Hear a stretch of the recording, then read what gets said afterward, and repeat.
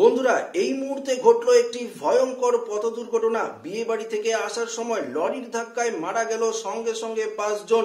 এই দুর্ঘটনাটি পশ্চিমবঙ্গের ঠিক কোথায় ঘটলো এবং কি করে ঘটলো সমস্ত কিছু জানাবো এই ভিডিওটিতে। তো অবশ্যই সঙ্গে থাকবেন এবং নতুন হয়ে থাকলে চ্যানেলটিকে কিন্তু সাবস্ক্রাইব করে পাশের দেওয়া বেল আইকনটিকেও প্রেস করে দেবেন।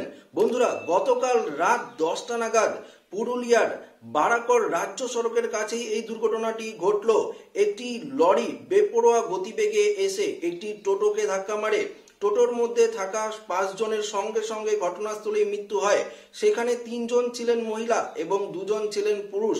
তারপরে এই দুর্ঘটনাটির পর স্থানীয় সূত্রে জানা গিয়েছে লরিটি ধাক্কা মেরে পালিয়ে যাওয়ার চেষ্টা করে।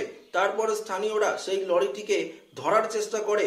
সেই লরিটিকে ধরতে গিয়ে কয়েকজন গুরুতর আহত পর্যন্ত হয়েছে। শেষমেশ পর্যন্ত স্থানীয়রা লরিটিকে ধরতে সক্ষম হয়েছে এবং ধরার পর লরিটিকে ভাঙচুর করে এবং সেখানে যে লরিটির ড্রাইভার রয়েছে সেই ড্রাইভারকেও কিন্তু তারা মারধর করে। তো বুঝতেই পারছেন রাতে পথ চলাটা কতটা বিপজ্জনক, কেননা লরিটি বেপরোয়া গতিবেগে চলছিল এবং তার এই বেপরোয়া গতিবেগের ফল সেই 5 জনকে দিতে হলো।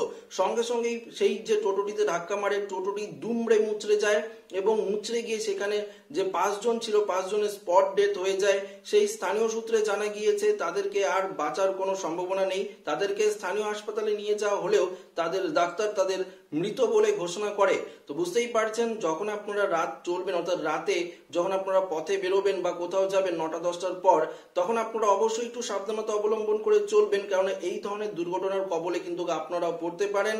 কেননা সব ট্রাক ড্রাইভার বা লরি ড্রাইভার নয়, কিছু কিছু ট্রাক ড্রাইভার বা লরি ড্রাইভার রয়েছে যারা ড্রিঙ্ক করে গাড়ি চালায় এবং তার ফল কিন্তু দিতে হয় আপনাদেরকে।